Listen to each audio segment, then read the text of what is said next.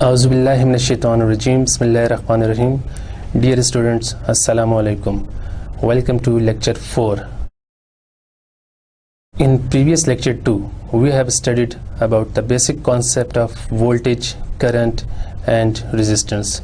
We also have seen the basic circuit. And हमने ये भी देखा था कि basic circuit measurements क्या होती हैं. For example, voltage, current and resistance को मेजर कैसे किया जा सकता है. लेक्चर 2 में जो हमने मेन टॉपिक्स पढ़े थे वो कुछ डेफिनेशंस थी about voltage, current and resistance. Voltage is the amount of energy पर charge available to move electrons from one point to another point in an electric circuit.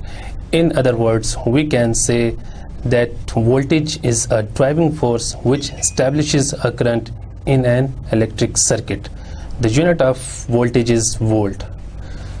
Similarly, हमने current के बारे में पढ़ा था that it is the rate of flow of charges और इसकी unit amperes है. और इसी तरह हमने रेजिस्टेंस के बारे में पढ़ा था कि it is the opposition to flow of currents और इसकी यूनिट ओम है. Now we start lecture 4, Ohm's law. Lecture 4 के जो ऑब्जेक्टिव्स हैं उसमें हम सबसे पहले देखेंगे the relationship of current, voltage and resistance. After that we will calculate current, voltage and resistance using Ohm's law. Ohm's law. Ohm's law is a very important fundamental tool in electronics. In other words, you can say that without Ohm's law your circuit is nothing. You cannot calculate anything in this circuit. George Simon Ohm, he is a person who studied the relationship between voltage, current and resistance और उसने इस relation को एक फार्मूले की form में express किया है जिसको हम कहते हैं Ohm's law. In terms of current अगर हम ओम्स लॉ को देखें तो आपके पास जो फॉर्म आती है that is I is equal to V by R.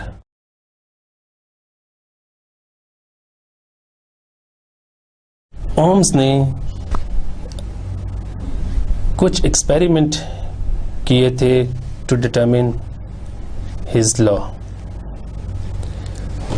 आप देख सकते हैं इस स्लाइड में कि आपके पास जो लेफ्ट साइड पे फिगर है उसमें आपके पास 2 वोल्ट मीटर है और आपके पास एक सर्किट है जिसमें आपके पास एक वेरिएबल वोल्टेज सोर्स है और इसमें एक रेजिस्टर है.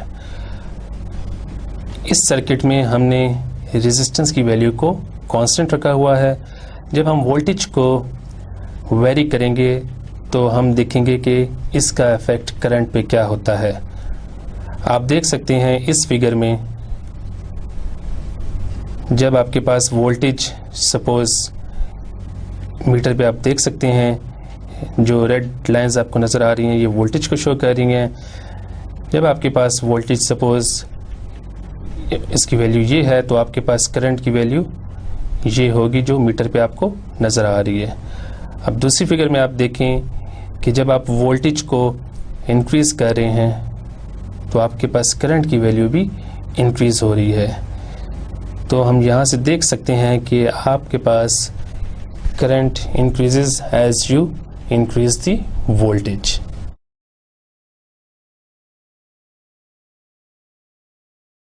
Ohm also determined experimentally that when you have a constant voltage source and a variable resistor, तो आप देख सकते हैं इस फिगर में जब आपके पास वोल्टेज की वैल्यू आपको नज़र आ रही है अगर ये होगी तो आपके पास करंट की वैल्यू सपोज ये है जो रेड लाइन से इंडिकेट किया गया है. जब आप वोल्टेज को और इस वक्त आपके पास इस सर्किट में रेजिस्टेंस की वैल्यू 10 ओहम्स है। आप सेकंड सर्किट में देख सकते हैं कि जब आपने वोल्टेज को चेंज नहीं किया और रेजिस्टेंस की वैल्यू को 10 से बढ़ा के 20 कर दिया है, तो इस केस में आपके पास करंट की वैल्यू कम हो रही है। तो इस फिगर में आप देख सकते हैं कि जब आप वोल्टेज आपके पास की सर्टेन वैल्यू है तो आपके पास एक करंट की भी सर्टेन वैल्यू है। सेकंड फिगर में जब आपने रेजिस्टेंस की वैल्यू को इंक्रीज किया है तो आपके पास करंट की वैल्यू कम हो गई है। So we can say that current is inversely proportional to resistance provided voltage is constant. तो इन दोनों रिजल्ट्स को देखते हुए ओम ने एक फार्मूला ड्राइव किया था जिसको कहते हैं Ohm's law. It states that current is directly proportional to voltage and inversely proportional to resistance. अगर आप इसको रीअरेंज करें तो आपके पास एक फॉर्म बन जाएगी which is equal to I is equal to VR। आप इस इक्वेशन को रीअरेंज करके आपके पास ये दो मजीद फॉर्म आ सकती हैं। V is equal to IR and R is equal to V by I, where I is current and its unit is ampere, V is voltage and its unit is volt, and R is resistance and its unit is ohm। अगर हम इन quantities को current, voltage and resistance को एक table की form में show कर रहे हैं तो आप देख सकते हैं कि आपके पास करंट की सिंबल जो I है इसकी यूनिट एम्पेयर है, उस यूनिट की एब्रीविएशन A है। इसी तरह आपके पास जो वोल्टेज क्वांटिटी है इसका सिंबल E भी हो सकता है और V भी हो सकता है और इसकी यूनिट वोल्ट है और इस यूनिट की एब्रीविएशन V है। रेजिस्टेंस की यूनिट R है और unit of measurement of resistance is ohm और यूनिट की एब्रीविएशन ओमेगा है। अब आप देख सकते हैं यहाँ पे एक ट्रायंगल, इस ट्रायंगल को हम नेक्स्ट स्लाइड्स में देखेंगे कि ये क्या शो कर रही है। Suppose if you know the value of E and I, then from this figure you can just eliminate R from the figure and see what's left। तो अगर आप इस R को क्रॉस करते हैं तो आपके पास यहाँ पे जो इक्वेशन बचती है that is E by I। तो जब आपको वोल्टेज और करंट की वैल्यू गिवन होगी तो आप रेजिस्टेंस की वैल्यू ऐसे फाइंड आउट कर सकते हैं। इसी तरह जब आपको वोल्टेज और रेजिस्टेंस की वैल्यू पता होगी तो you just eliminate I from the figure और आप देख सकते हैं कि जब आप I को ख़त्म करेंगे तो आपके पास बाकी क्या बचा है that is E by R। तो आप इसको इस फॉर्म में लिख सकते हैं current is equal to E by R। In this slide you can see that when you have the value of I and R you just delete E from this figure और आपके पास बाकी क्या बचा that is I into R। तो आप कह सकते हैं कि voltage is equal to IR। अब ये तीनों फार्मूलाज जो आपने देखे हैं, जो आपके पास आया था, एक आपके पास E is equal to IR है, दूसरा आपके पास I is equal to V by R है और तीसरा आपके पास R is equal to V by I, where E is equal to V। अब आपके पास ओम्स लॉ की ये तीन फॉर्म्स आ गई हैं। अगर आपको करंट और रेजिस्टेंस की वैल्यू गिवन है तो आप ये फार्मूला यूज़ करके वोल्टेज की वैल्यू फाइंड आउट कर सकते हैं। अगर आपको वोल्टेज और रेजिस्टेंस की वैल्यू गिवन है तो आप ये फार्मूला यूज़ करके करंट की वैल्यू कैलकुलेट कर सकते हैं। और इसी तरह अगर आपको वोल्टेज और करंट की वैल्यू गिवन है तो आप ये फार्मूला यूज़ करके रेजिस्टेंस की वैल्यू फाइंड आउट कर सकते हैं। Ohm's law, power consumption through a resistor. आपके पास जब भी रेजिस्टिव मटेरियल होगा, वो रेजिस्टर भी हो सकता है, वो कोई लोड भी हो सकता है। लोड में आपके पास फैन भी हो सकता है, आपके पास मोटर भी हो सकती है, आपके पास बल्ब भी हो सकता है। ये तमाम चीज़ें पावर कंज्यूम करती हैं। फॉर एग्ज़ाम्पल अगर आपके पास जो फिर सिंपल एग्ज़ाम्पल हैं एवरीडे लाइफ में, that is baseboard, heaters, electric frying pans, toaster and electric light bulbs. The heater consumes power, so produce heat for warmth. The frying pan consumes power, so produce heat for general cooking. The toaster consumes power, so produce heat for cooking toast. And the electric light bulb, it consumes power and produce heat as well as light. So these are some examples we see in daily life which consumes power and gives some useful application. Ohm's law को अगर आप एक table की form में देखना चाहें तो आप देख सकते हैं कि आपके पास ओम्स लॉ में you have 3 basic quantities, resistance, current and voltage. इसको याद रखने का अच्छा तरीका ये है कि आप इस टेबल को 2-3 दफ़ा रिवाइज करें, आप इसको अच्छी तरह याद कर लें तो ओम्स लॉ आपको कभी नहीं भूलेगा। तो ओम्स लॉ में जैसे कि हमें पता है कि there are 3 quantities, resistance, current and voltage. Resistance की definition the opposition to the flow of current, current की डेफिनेशन है the flow of electrons through a circuit, and voltage is basically the potential difference, in other words a driving force in an electric circuit.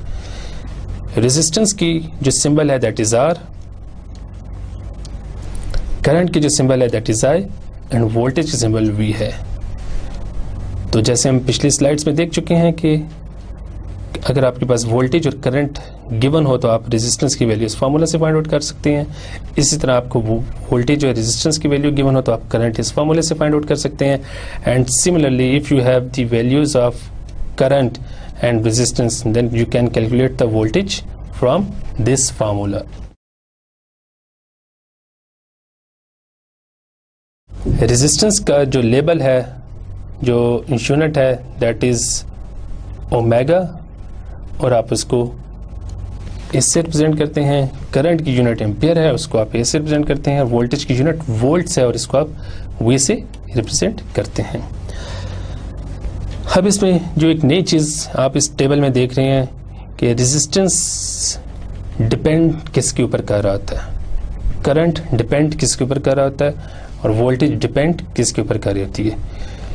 सबसे पहले हम बात करते हैं resistance की। Resistance depends upon the size of the wire. अगर आपके पास thick wire होगी तो लेस रेजिस्टेंस होगी। मीन्स कि अगर आपके पास एक वायर है जिसका साइज मोटा है तो उसमें उसकी रेजिस्टेंस कम होगी। अगर इसी तरह आपके पास एक थिन वायर है, बारीक वायर है, तो उसकी रेजिस्टेंस ज़्यादा होगी। इसी तरह अगर आपके पास एक लॉन्ग वायर है तो उसकी रेजिस्टेंस ज़्यादा होगी, और अगर आपके पास एक शॉर्ट वायर है तो उसकी रेजिस्टेंस कम होगी। तो इसमें आपने देखा है कि रेजिस्टेंस की वैल्यू वायर की लेंथ और साइज पे डिपेंड कर रही होती है। Current depends upon the resistance in the circuit. अगर आपके पास ग्रेटर रेजिस्टेंस है तो आपके पास लेस करंट होगा, और अगर आपके पास लेस रेजिस्टेंस है तो आपके पास ग्रेटर करंट होगा। इस रिलेशन को हम पहले पढ़ भी चुके हैं कि current is inversely proportional to resistance. अगर रेजिस्टेंस की वैल्यू ज़्यादा होगी तो करंट की वैल्यू कम होगी, और अगर करंट की वैल्यू कम होगी तो रेजिस्टेंस की वैल्यू ज़्यादा होगी। अब हम देखते हैं कि वोल्टेज किस पे डिपेंड करती है। Voltage depends upon the voltage source. अगर आपके पास ऑब्वियसली पोटेंशियल डिफरेंस ग्रेटर होगा तो आपके पास वोल्टेज भी ग्रेटर होगी, और सिमिलरली अगर आपके पास पोटेंशियल डिफरेंस कम होगा तो आपके पास वोल्टेज भी कम होगी। अब हम बात करते हैं The linear relationship of current and voltage in resistive circuits. Current and voltage are linearly proportional. Linear means that if one of the quantities is increased or decreased by a certain percentage, the other will also increase or decrease by the same percentage. Assuming that the resistance is constant in value. Resistive circuits कौन से होते हैं? Resistive circuits वो circuit होते हैं जिसमें आपके पास सिर्फ रेजिस्टर्स होते हैं। आपके पास सिर्फ टू मेन क्वांटिटीज होती हैं, एक वोल्टेज सोर्स और बाकी उस सर्किट में जितने भी कंपोनेंट्स होते हैं वो सिर्फ रेजिस्टर्स होते हैं। उन सर्किट्स को हम रेजिस्टिव सर्किट्स कहते हैं। Current and voltage are linearly proportional.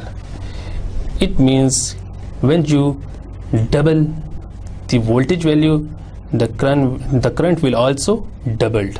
Similarly, if you triple the value of voltage, the value of current will also tripled. एक एग्जाम्पल से इसको समझने की कोशिश करते हैं। इस सर्किट में आप देखें कि आपके पास एक वोल्टेज सोर्स है और एक रेजिस्टर है। वोल्टेज सोर्स की वैल्यू आपको गिवन है 10 वोल्ट और रेजिस्टर की वैल्यू आपको गिवन है 4.7 किलो ओम्स। तो इस सर्किट का जो डाटा है सबसे पहले हम वो लिखते हैं। Voltage is given 10 volt and resistance की वैल्यू आपके पास आती है 4.7 kilo ohms. Current is equal to V by R। तो V अगर आप 10 इसमें पुट करेंगे और R की वैल्यू आप इसमें 4.7 किलो ओम पुट करेंगे तो आप जब इसको सिंप्लीफाई करेंगे तो आपके पास करंट की वैल्यू आ जाएगी 2.13 मिली एम्पियर्स। इट मीन्स कि जब आपके पास वोल्टेज की वैल्यू 10 वोल्ट थी तो आपके पास करंट की वैल्यू आ गई है 2.13 मिली एम्पियर। इसी तरह जब आप वोल्टेज की वैल्यू को 10 से बढ़ा के 30 कर दें, मतलब 3 टाइम्स आप इसको ज़्यादा कर दें, तो तब आपके पास करंट की वैल्यू क्या होगी। तो अगेन इस फार्मूला में हम वोल्टेज की वैल्यू 30 पुट करते हैं और करंट की वैल्यू रेजिस्टेंस की वैल्यू आपके पास 4.7 किलो ओम ही होगी। जब आप इसको सिंप्लीफाई करेंगे तो आपके पास करंट की वैल्यू आ जाएगी 6.38 मिली एम्पियर। तो आपने देखा कि जब आपके पास वोल्टेज 10 वोल्ट थी तो आपके पास करंट आया था 2.13 मिली एम्पियर और जब आपके पास वोल्टेज 30 वोल्ट हो गई तो आपके पास करंट की वैल्यू आ गई 6.38 मिली एम्पियर। सो जब आपने वोल्टेज को 3 टाइम्स इंक्रीज किया तो करंट भी आपके पास 3 टाइम्स इंक्रीज हो गया। तो इस एग्जांपल में we have learned that voltage और करंट में एक लीनियर रिलेशनशिप होता है। एक वैल्यू को आप बढ़ाएंगे तो दूसरी भी उसी रेशो से बढ़ेगी और एक वैल्यू के जितना आप कम करेंगे तो दूसरी भी उसी रेशो से कम होगी। अब हम बात करते हैं linear relationship of current and voltage कि वोल्टेज और करंट में क्या रिलेशनशिप है। ये आपके पास एक सर्किट है जिसमें आपके पास एक वेरिएबल वोल्टेज सोर्स है जिसमें आपके पास वोल्टेज की वैल्यू 10 से 100 वोल्ट्स तक वेरी कर रही है। ये आपके पास एक रेजिस्टर है जिसकी वैल्यू 10 ओम है जो कि फिक्स्ड है और ये आपके पास एमीटर है जिससे हम करंट मेजर करेंगे सर्किट में।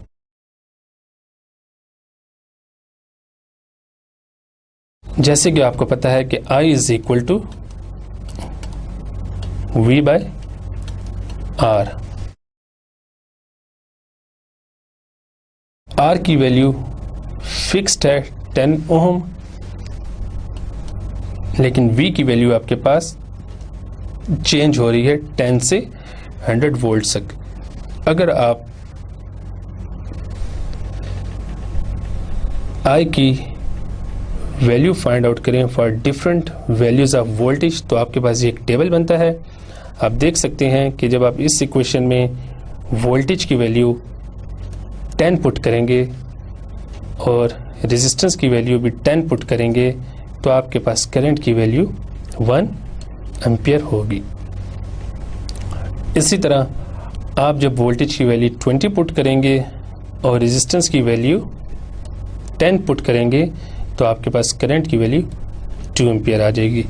इसी तरह जब आप वोल्टेज की वैल्यू 30 पुट करेंगे और रेजिस्टेंस की वैल्यू, क्योंकि रेजिस्टेंस आपके पास कांस्टेंट है तो वो हमेशा 10 ही रहेगा, तो आप 10 पुट करेंगे तो आपके पास करंट की वैल्यू 3 एम्पियर आ गई। सिमिलरली आप 40, 50, 60, 70, 80, 90 और 100 वोल्ट तक वोल्टेज की वैल्यू पुट करेंगे तो आपके पास करंट की कॉरस्पॉन्डिंग वैल्यूज आती जाएंगी। अब अगर इन वैल्यूज को हम एक्स वाई ग्राफ के ऊपर ड्रॉ करें तो हम देखेंगे कि हमारे पास एक स्ट्रेट लाइन आती है। एक्स एक्सिस को हम वोल्ट एक्सिस एज्यूम कर लेते हैं और वाई एक्सिस को हम करंट एक्सिस एज्यूम कर लेते हैं। इट मीन्स कि आपके पास वोल्टेज की value along x axis change होगी और करंट की वैल्यू आपकी अलोंग वाई एक्सिस चेंज होगी। जब आपके पास वोल्टेज की वैल्यू 10 थी तो उस वक्त करंट की वैल्यू आपके पास 1 एम्पियर थी, तो आप यहाँ पे उस वैल्यू को पुट कर देंगे। इसी तरह आपके पास जब वोल्टेज की वैल्यू 20 थी तो उस वक्त करंट की वैल्यू 2 थी। जब वोल्टेज की वैल्यू 30 थी तो उस वक्त करंट की वैल्यू 3 थी। इसी तरह आप इस एक्स वाई ग्राफ में वैल्यूज पुट करते जाएंगे और इन तमाम पॉइंट्स को मिलाएंगे तो आपके पास ये एक स्ट्रेट लाइन नज़र आएगी जो कि आपको रेड कलर में इस ग्राफ में नज़र आ रही है। तो दिस लाइन शोज दैट जब वोल्टेज इंक्रीज होगी तो आपके पास उसी रेशियो से करंट की वैल्यू में भी इंक्रीज आता जाएगा। और इस ग्राफ से अगर आप रेजिस्टेंस की वैल्यू फाइंड आउट करना चाहें, क्योंकि हमें तो पता है रेजिस्टेंस की वैल्यू 10 ओम कांस्टेंट है, लेकिन ये ग्राफ भी आपको रेजिस्टेंस की वैल्यू बता सकता है। एट एनी पॉइंट आप इसमें अगर रेजिस्टेंस की वैल्यू फाइंड आउट करना चाहें तो ये आपको 10 ओम ही देगा। फॉर एग्जाम्पल मैं रेजिस्टेंस की वैल्यू इस पॉइंट पे फाइंड आउट करने की कोशिश करता हूँ। तो as we know that R is equal to V by I, तो V की वैल्यू इस पॉइंट पे 70 है और करंट की वैल्यू इस पॉइंट पे 7 है। तो इसको आप सिंप्लीफाई करेंगे तो आपके पास R की वैल्यू 10 ओम आ जाएगी। सो इन दिस ग्राफ आपके पास वोल्टेज चेंज करने से करंट चेंज हो रहा है, लेकिन आपके पास रेजिस्टेंस की वैल्यू कांस्टेंट है।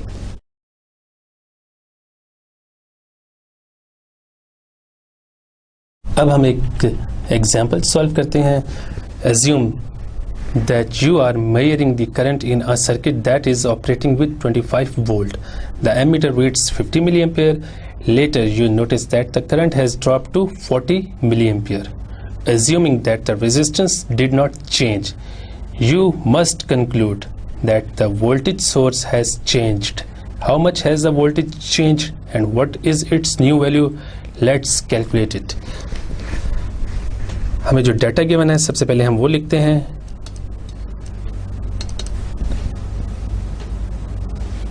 Voltage is given 25 volt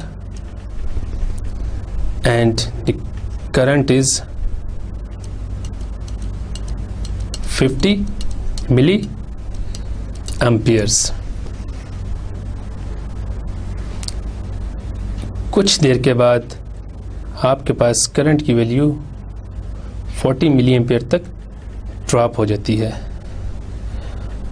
तो हम यहाँ पे अब करंट की वैल्यू लिख देते हैं 40 मिली एम्पियर्स। और क्वेश्चन में ये भी गिवन है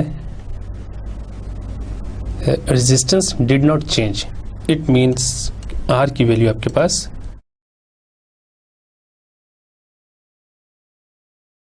कांस्टेंट है। इस डाटा से हम आर की वैल्यू फाइंड आउट करते हैं। As we know R is equal to V by आई।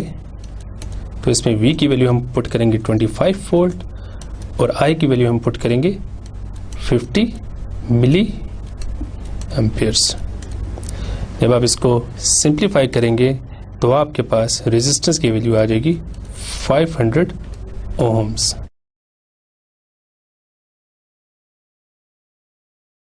अब जो डाटा आपको यहाँ गिवन है जिसमें कहा गया था कि current has drop to 40 milli ampere but resistance did not change, तो वोल्टेज की नई वैल्यू क्या होगी? As we know V is equal to I R. I आपको गिवन है 40 मिली एम्पेयर और रेजिस्टेंस की वैल्यू आपको गिवन है 500 ओम्स, जो आपने यहाँ से फाइंड आउट की थी। तो जब आप इसको 40 मिली एम्पियर को 500 ओम से मल्टीप्लाई करेंगे तो आपके पास जो फाइनल आंसर आएगा वो 20 वोल्ट होगा।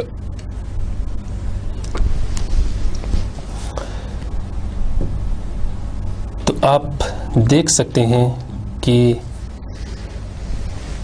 इनिशियली आपके पास वोल्टेज 25 थी और उस वक्त करंट आपके पास 50 मिली एम्पियर था, और अब आपके पास वोल्टेज 20 आ गई जब करंट आपके पास 40 मिली एम्पियर है। इट मीन्स कि जब आपका करंट 40 मिली एम्पियर तक ड्रॉप हो गया है, 50 से 40 पे चला गया है, तो वोल्टेज आपकी 25 वोल्ट से 20 वोल्ट में शिफ्ट हो जाएगी। मीन्स कि आपके पास 5 वोल्ट का ड्रॉप आएगा।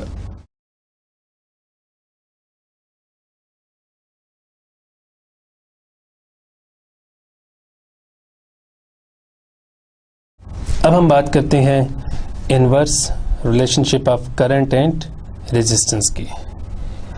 As we have seen that current is inversely proportional to resistance. अब हम इसको with the help of graph understand करने की कोशिश करते हैं। आपके पास एक सर्किट है जिसमें 10 वोल्ट्स का एक सोर्स गिवन है। आपके पास एक रेजिस्टर है, वेरिएबल रेजिस्टर, जिसकी वैल्यू आप 10 ओम से 100 ओम तक वेरी कर सकते हैं। आपके पास यहाँ पे एक एमीटर है जो सर्किट में से करंट को, जो करंट सर्किट में पास कर रहा है उसको मेजर करने के लिए लगाया गया है। अब आपको पता है कि I is equal to V by R होता है, और R की वैल्यू आपको पता है कि इस सर्किट में जो गिवन है वो वेरिएबल है, जो 10 ओम से 100 ओम्स तक वेरी होती है, और वोल्टेज इस केस में फिक्स्ड है, कांस्टेंट है। तो जब आप इस फार्मूले में V की वैल्यू 10 पुट करेंगे और R की वैल्यू भी 10 पुट करेंगे तो आपके पास करंट की वैल्यू 1 एम्पियर आ जाएगी। इसी तरह जब आपके पास V की वैल्यू 10 ही रहेगी और R की वैल्यू आप 20 पुट करेंगे तो आपके पास करंट की वैल्यू 0.5 आ जाएगी। इसी तरह जब आप V की वैल्यू 10 ही पुट करेंगे, क्योंकि वोल्टेज आपके पास कांस्टेंट है और रेजिस्टेंस वेरिएबल है, उसकी वैल्यू 30 पुट करेंगे तो आपके पास करंट की वैल्यू 0.333 आ जाएगी।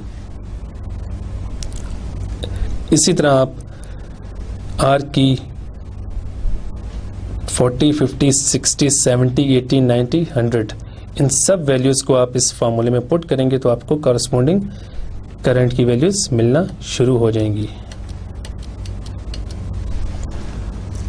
और अब इन वैल्यूज़ को अगर हम एक्स वाई ग्राफ के ऊपर ड्रॉ करें तो हम देखते हैं कि हमारे पास ग्राफ क्या बनता है। जो आपका एक्स एक्सिस है उसको मैं आर से रिप्रेजेंट करता हूं और जो वाई एक्सिस है उसको मैं करंट आई से रिप्रेजेंट करता हूं। जब आपके पास आर की वैल्यू 10 थी तो आपके पास करंट की वैल्यू कितनी थी? 1 एम्पियर। तो आपने एक्जैक्टली 10 के ऊपर यहाँ 1 के ऊपर एक डॉट लगा देना है। इसी तरह जब आपके पास आर की वैल्यू 20 आई थी तो करंट की वैल्यू आपके पास 0.5 एम्पियर आई थी, तो 20 की करस्पॉन्डिंग करंट की वैल्यू यहाँ पे आप 0.5 पुट कर देंगे। इसी तरह इन सब वैल्यूज़ को आप इस ग्राफ में एक्स वाई ग्राफ में पुट करते जाएंगे तो आपके पास ये एक हाइपरबोला बन जाएगा। This curve shows that current is inversely proportional to resistance. जैसे जैसे आप रेजिस्टेंस की वैल्यू को इंक्रीज करेंगे तो करंट की वैल्यू आपके पास डिक्रीज होना शुरू हो जाएंगी, जो आप इस ग्राफ से देख सकते हैं।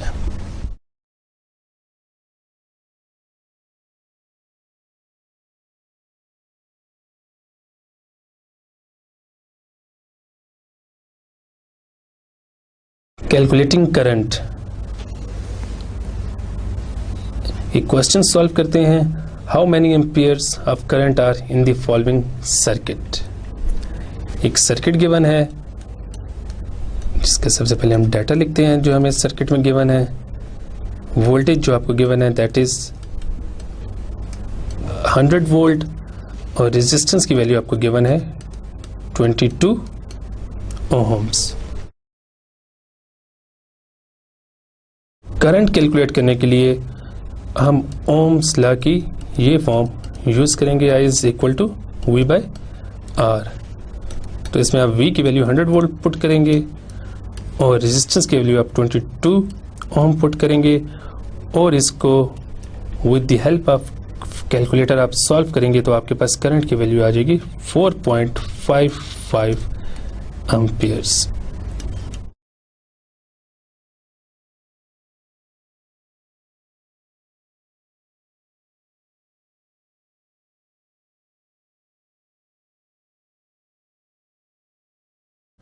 इन इलेक्ट्रॉनिक्स आप देखेंगे कि आपके पास रेजिस्टेंस की जो वैल्यू है वो 1000 ऑफ ओम्स से लेके मिलियंस ऑफ ओम्स तक जाती हैं। जब आपके पास वैल्यू 1000 ऑफ ओम्स में हो तो आप उसको मीट्रिक प्रीफिक्स में कन्वर्ट कर सकते हैं। तो 1000 ऑफ ओम्स को आप कह सकते हैं 1 किलो ओम और इसी तरह मिलियन ऑफ ओम को आप कह सकते हैं 1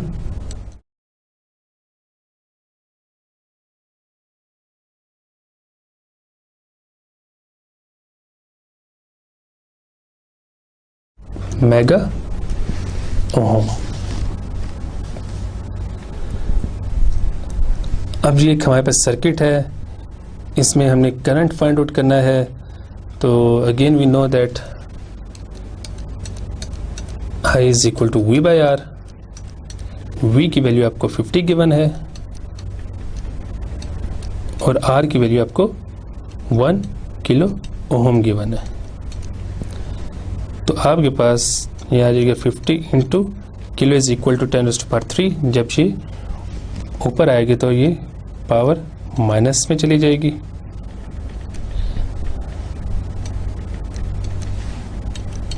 तो ये बन जाएगा 50 इंटू 10⁻³ एम्पियर। अब -3 एम्पियर को अगर आप मीट्रिक प्रीफिक्सेस की फॉर्म में लिखें तो आपके पास बन जाएगा 50 milli ampere.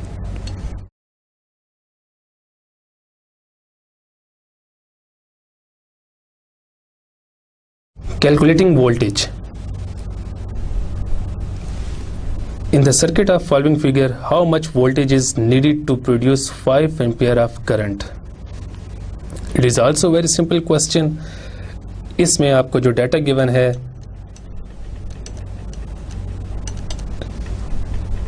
that is current which is 5 ampere and resistance which is 100 ohm. As we know, V is equal to IR. I में आप 5 एम्पेयर पुट करें, R में आप 100 ओम पुट करें, और इन दोनों को आप मल्टीप्लाई करेंगे तो आपके पास वोल्टेज जो आएगी वो 500 वोल्ट होगी।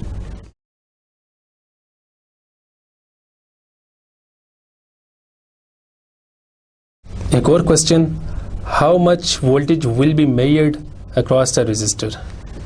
इस सर्किट में आप देखें तो आपको टोटल करंट गिवन है विच इज़ 5 मिली एम्पेयर, आपको इसमें रेजिस्टर की वैल्यू गिवन है विच इज़ 56 ओम। हम डाटा लिखते हैं, current is equal to 5 milliampere and voltage हमने फाइंड आउट करनी है, और रेजिस्टेंस की वैल्यू आपको गिवन है 56 ओम। अगेन हम ओम्स लॉ यूज़ करेंगे, V is equal to IR, और इसमें आप जब वैल्यू पुट करेंगे और इन दोनों को मल्टीप्लाई करेंगे 5 मिली एम्पेयर को और 56 ओम को, तो ये आपके पास बन जाएगा 280 milli volt.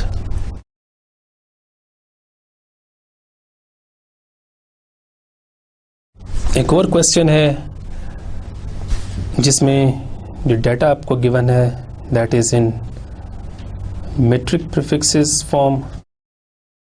If there is a current of 50 microampere through a 4.7 mega ohm resistor, what is the voltage?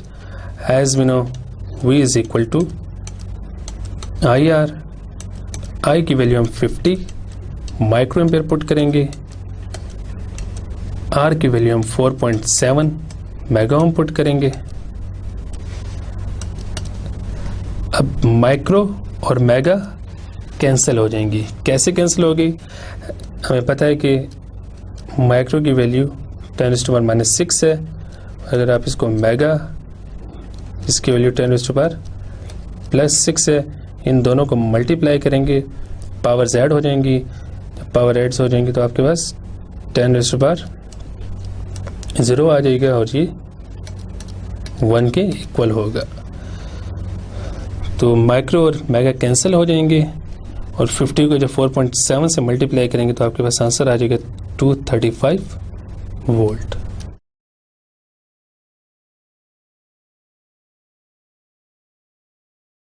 अब हम देखते हैं कि रेजिस्टेंस कैसे कैलकुलेट की जा सकती है in a basic electric circuit. In the circuit of following figure, how much resistance is needed to draw 3.08 ampere of current from the battery. अब इस सर्किट में आपको Vs गिवन है which is equal to 12 volt, आपको total current given है which is equal to 3.08 amperes, और आपको यहाँ पे रेजिस्टेंस की वैल्यू फाइंड आउट करनी है।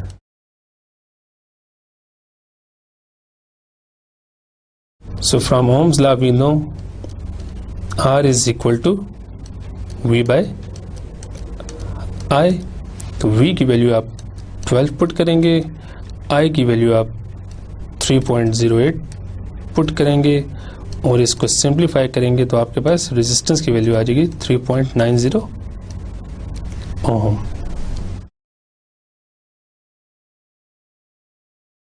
एक और क्वेश्चन है हमारे पास जिसमें हमने रेजिस्टेंस की वैल्यू कैलकुलेट करनी है।